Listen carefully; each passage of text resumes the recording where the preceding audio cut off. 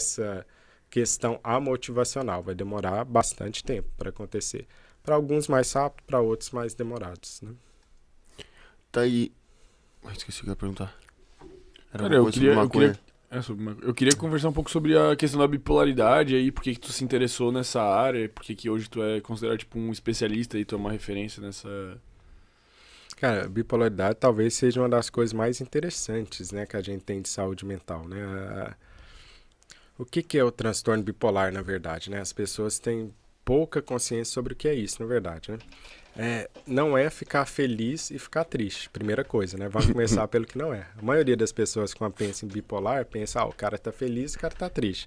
Mas não é isso. É uma fase onde que a pessoa tem uma ativação cerebral e uma fase que ela tem uma desativação cerebral. Essa fase que ela desativa o cérebro, a gente chama de depressão. Então, as pessoas estão deprimidas. E aqui é importante dizer, cara, que depressão não é frescura, não é o cara, tá fazendo corpo mole, tá com frescura, isso é coisa da sua cabeça, vai para a igreja. Não é isso. Apesar da igreja pode ajudar, dependendo da espiritualidade de cada um. Mas não é o caso de ser falta de Deus, por exemplo. O que é depressão? O seu cérebro desliga. Então, ele está desativando, ele está desligando. E olha que interessante isso. Você pensa como se tivesse vários cômodos no seu cérebro, todos com as luzes acesas. E agora você vai desligar uma por uma, que você vai entender perfeitamente o que é depressão. Eu desligo o cômodo do apetite. Então, a pessoa fica sem apetite, não está querendo comer mais, né? Apesar de algumas pessoas poderem ter aumento de apetite, principalmente na depressão bipolar. Eu desligo ali o cômodo da libido, do desejo sexual. Então a pessoa não tem mais desejo sexual, perdeu a graça. E eu desligo o sono, eu vou ter problemas com sono. Ou vou dormir demais ou vou dormir de menos. Tá vendo que essas três coisas são básicas de qualquer ser humano, de qualquer animal. É sono, sexo e comida, né? Tudo isso está afetado na depressão. Então daí você já vê que não é algo psicológico, emocional. Depressão pode acontecer mesmo sem ter gatilho nenhum. Não está acontecendo nada. Espontaneamente a pessoa teve uma depressão. Por quê? Foi uma alteração neurobiológica no cérebro. Então, além desses cômodos, eu vou ir desligando outros cômodos da energia. Pensa o que é. A pessoa não tem energia. Então ela está sentada aqui, aí ela quer ir buscar uma água. Não consegue, porque sente o corpo pesado, sente que é um esforço muito grande conseguir levantar da cadeira. Tudo que antes era fácil começa a ficar muito difícil de ser feito. Muito difícil de ser feito. E aí eu desligo ali o cômodo do prazer. O que é o prazer? É o que a gente terminou de falar. Anedonia. Eu não consigo sentir prazer com as coisas. As coisas perdem a graça, perdem a cor. E olha que até agora eu não falei tristeza. Por quê? Porque tem muita depressão que não tem tristeza. As pessoas imaginam que depressão é isso, é alguém chorando no quarto escuro. Não é verdade. Você pode estar deprimido e não ter tristeza. Então, vontade de não fazer nada, na verdade. Exatamente. É uma vontade de não fazer nada, é perder graça em tudo. Que antes tinha graça, agora não tem graça mais. Né?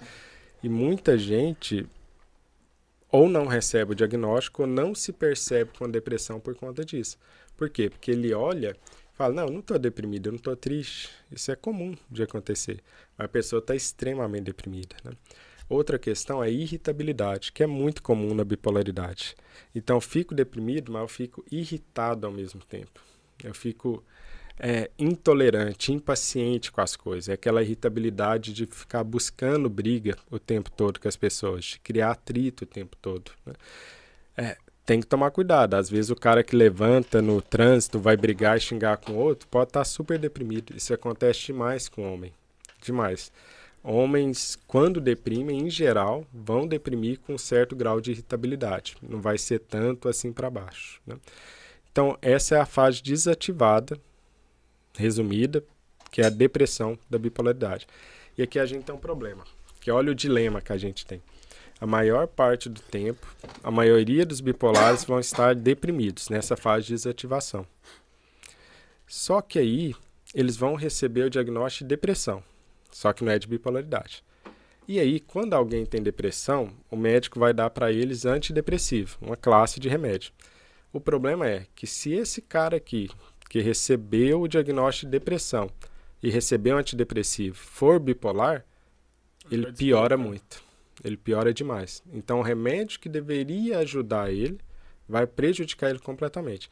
Ele vai ficar mais irritado, vai ter mais ideias de suicídio, vai ficar muito mais impulsivo, ou seja, ele vai mudar para pior a situação. Então fica muito importante eu saber se essa depressão aqui é de um cara que não é bipolar, aí eu dou antidepressivo, legal, ele melhora, ou se essa depressão aqui, na verdade, é de um cara que é bipolar, aí eu não dou antidepressivo, eu vou dar outra coisa que chama estabilizador de humor. E como que eu vou dizer se esse cara é bipolar ou não? Como que eu vou fazer? Essa é a questão.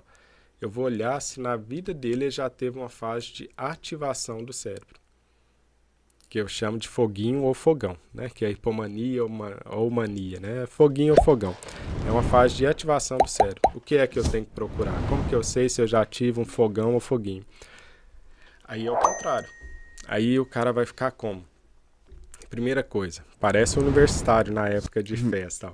Ele tem uma redução da necessidade do sono. O que é isso? Eu durmo menos de 5 horas, e eu continuo acelerado.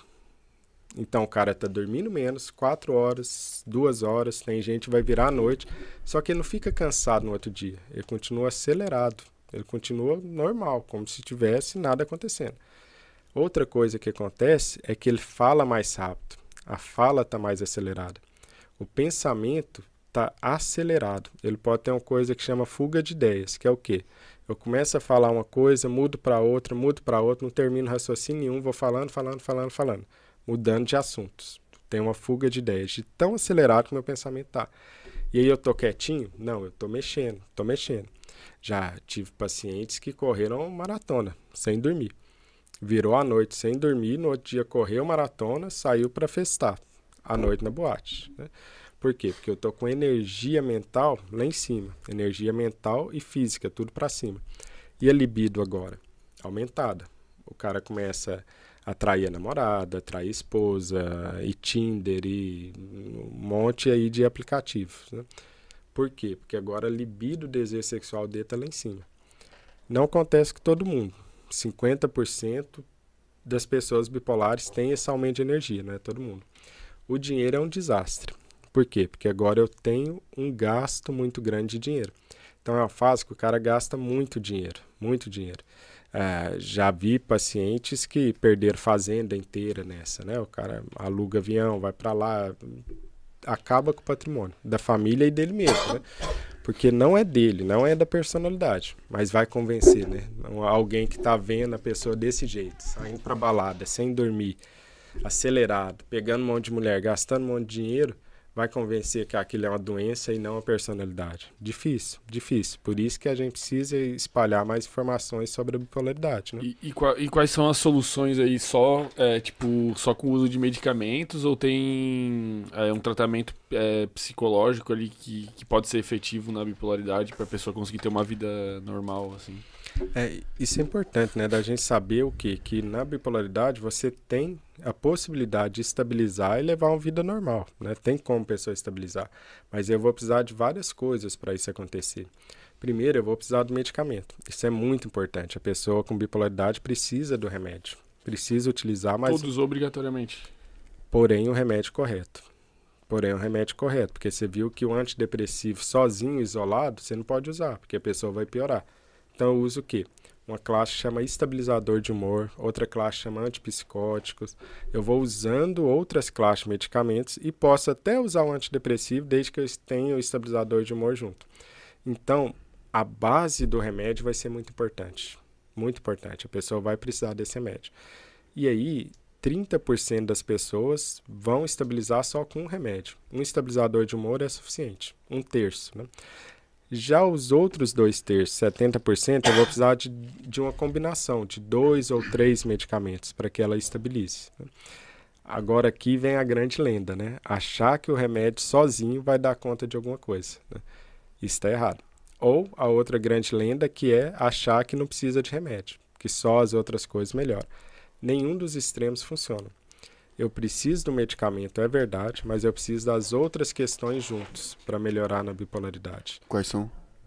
Aí a gente tem algumas, né? Primeiro, você já citou, é a terapia. Eu vou fazer um apanhado geral, né? De como alguém precisaria fazer para melhorar, né? Inclusive é o livro que eu estou terminando de escrever agora, né? Que é do método que eu criei para organizar isto, né?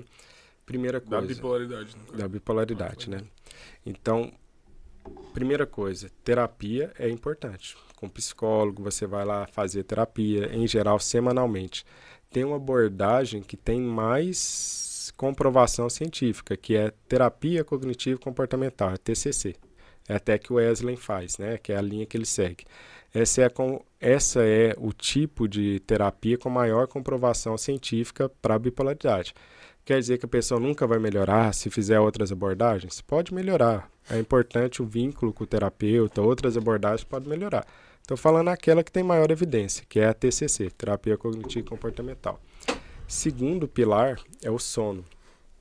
O sono aqui não passa só a ser uma coisa a mais que você precisa fazer para ser saudável. Não. O sono está na base do transtorno bipolar, por incrível que pareça. Tem um especialista que eu gosto muito que ele até disse que deveria mudar o nome da bipolaridade para transtorno de ritmo circadiano frágil, né? Porque de tão importante que um sono regular é. Costumo dizer sempre que o primeiro estabilizador de humor é o sono regular. É a pessoa ir deitar no mesmo horário, acordar sempre no mesmo horário. Sempre. Esse daí deveria ser o primeiro ponto. O cara que está tomando remédio e não está dormindo corretamente, não vai adiantar muito. Eu preciso dormir corretamente, né? E tem um motivo para isso, que é bem interessante, para falar a verdade, né? Deixa eu pegar água. Porra, então é porque o bagulho é importante. Tem um lá, será? Esse pode eu tomo um Red Beer ali.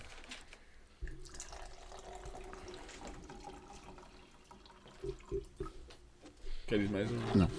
Tá tranquilo. Olha que legal. Isso daqui Por que eu estou falando que o ritmo regular de sono, o ritmo regular circadiano é tão importante na bipolaridade? A gente nem sabia disso anteriormente, mas agora a gente já tem isso bem claro. A bipolaridade tem uma causa genética muito forte, mas não é um gene só. São mais de 226 genes que a gente já identificou que podem levar a causar a bipolaridade. Então, 226 genes é muita coisa, né? Que pode estar modificado de uma maneira ou de outra. É por isso que não tem como eliminar o gene da bipolaridade. Não existe isso. Você vai eliminar 226 genes? Não existe isso. Porém, desses 226 genes aqui, os mais importantes geneticamente, coincidentemente, são os mesmos genes que regulam o nosso relógio biológico interno. Olha que legal isso. Olha a coincidência. Os principais genes que causam bipolaridade estão envolvidos em regular o relógio biológico interno. Não só isso. O principal antipsicótico que a gente tem, estabilizador de humor, que é o lítio, ele também atua regulando o nosso relógio biológico interno. Ele inibe uma enzima lá que chama GSK3B. É bem legal esse mecanismo. É como, tipo, se quando o cara tá em mania, ele pensasse que é dia o tempo todo, direto. Essa seria uma boa simplificação da coisa, né? Claro que é um pouquinho mais complexo que isso, mas é uma boa explicação. O cérebro dele tem uma ativação noturna. Ou seja, está de noite e está no cérebro como se fosse meio-dia. É por isso que o sono ele encurta quando ele está em mania, né? Então é como se meu relógio biológico acelerasse muito, muito fortemente. Então eu preciso regular esse relógio biológico. E aí entram coisas super naturais, na verdade, que fazem grande diferença. Que é ter higiene do sono para dormir no horário correto, é se expor à luz natural logo pela manhã, quando eu acordo, né? Então não basta essas luzes que a gente tem aqui, né? Eu preciso daquela luz natural pela manhã, porque ela tem uma força, uma intensidade muito maior. Então eu estou ligando o meu cérebro, por assim dizer. Acordei de manhã, me expus à luz natural. 1 hora, 20 minutos, né? Mas eu preciso dessa luz natural. E aí, ao longo do dia, eu vou fazendo outras atitudes e rotinas até chegar a 1 a 2 horas antes do meu horário de dormir, que eu vou precisar fazer também uma sequência, uma rotina de questões que vão me auxiliar a dormir, que servem para qualquer pessoa, inclusive quem tem depressão, ansiedade, para quem não tem nada disso. Todo jeito seria algo mais saudável. É só que na bipolaridade isso passa a ser obrigatório. Às vezes o cara que não tem bipolaridade, ele pode sair mais impune de uma noite mal dormida.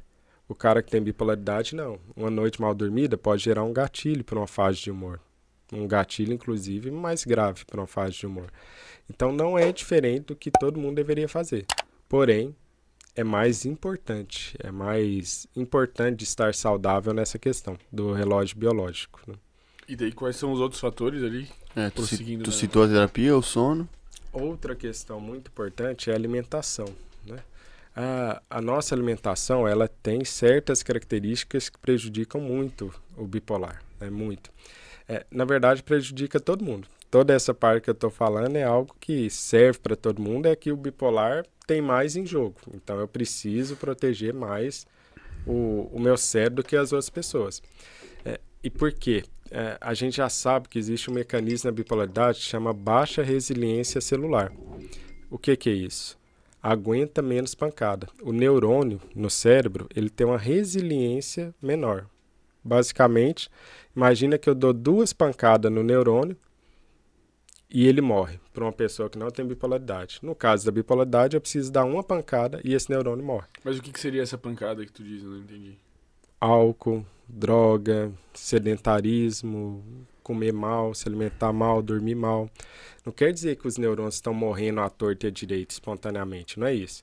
Quer dizer que eles aguentam menos pancadas do que outros. Isso ocorre porque tem algumas substâncias que estão reduzidas. A principal é uma que chama BDNF. Todo mamífero tem isso, é a substância mais abundante no nosso cérebro, que a gente chama de substância neutrófica, que basicamente é o quê? É um jardineiro que cuida dos seus neurônios, é isso. BDNF é isso, é um jardineiro que vai lá, faz seus neurônios crescerem, cuida deles para que eles não vão morrer, e na bipolaridade está um pouco diminuído. Ou seja, minha célula, o meu neurônio, eu preciso cuidar mais dele. Ele não vai aguentar tanta agressão, ele tem uma resiliência celular diminuída. E uma dessas agressões que a gente tem é a comida ultraprocessada e industrializada, que serve para qualquer pessoa, que deveria evitar de alguma maneira. Então, uma regra básica, né? Alimentos ultraprocessados, superindustrializados ou fast food, tem que se afastar disso o máximo. Em geral, você precisa ter uma dieta com uma baixa de carboidratos. Não é zerar carboidratos. É só ter um tipo de dieta onde o carboidrato está reduzido e, principalmente, alimentos ultraprocessados. Isso vai muito de onde que nós evoluímos, né? A gente precisa ter essa visão mais crítica sobre a comida que a gente está comendo agora, né? Se você for pensar bem, talvez 50, 60 anos para cá, você tem uma indústria de alimento. O que a indústria quer? Ela quer que você coma o alimento dela e que você volte para comer mais. É isso que ela quer. Ou ela quer te deixar saudável, ela está lá para te deixar saudável. Não, ela está lá para ganhar mais dinheiro, você comprar mais e ela dá o lucro para os acionistas. Quem achar que uma indústria existe de alimentos existe para deixar ele mais saudável está muito iludido com a vida, né? Não existe isso. Então, pensa como o cara dono da indústria. Se eu te dou uma comida, como que eu faço que você volte? Eu preciso ir lá no sistema de recompensa do seu cérebro. Eu preciso te dar aquela recompensa. Não é isso que forma o hábito que a gente conversou hoje? Quanto maior a recompensa, quanto mais rápida a recompensa, mais você vai voltar pela comida. Por que é que você não faz compulsão alimentar por alface? Por que é que ninguém fala, hoje pede um monte de alface aí que nós vamos nos acabar nesse alface. Não ativa a recompensa. Alface não ativa, não libera dopamina. Alface. Uma Nutella. É uma Nutella e um McDonald's, por exemplo. O que ativa? Alimentos hipercalóricos. Isso que ativa a recompensa. Quando você come um alimento hipercalórico, o que ocorre? Dopamina brilha no seu cérebro. Dopamina brilha no seu cérebro muito animal, vai virar e falar o quê? Quero mais isso aqui. Então, comidas hipercalóricas ativam o nosso cérebro. Mas eu não entendi muito bem a relação da alimentação com a questão neural ali dos neurônios que tu falou. Tipo, eles são prejudiciais Eu não entendi muito bem. É que essa alimentação hipercalórica, ela causa oscilações de glicemia e de insulina no seu sangue, né? Você faz grandes picos disso, né? E isso pode alterar e oscilar o humor da pessoa. Não só isso, o seu corpo, esse tipo de alimento, ele cria uma inflamação no seu corpo. E um dos mecanismos da bipolaridade é o quê? É uma inflamação sistêmica, é um estado pró-inflamatório sistêmico. Então, quando você está comendo um alimento que ele causa inflamação, e a bipolaridade é um processo inflamatório sistêmico, que esse é um dos mecanismos, você está reforçando o mecanismo da bipolaridade. Ah, tá. Então, preciso saber duas coisas. Primeiro, que a bipolaridade é um processo inflamatório sistêmico. E segundo, comidas hipercalóricas, ultraprocessadas, industrializadas, promovem a inflamação. Cara, eu já pesquisei, tipo,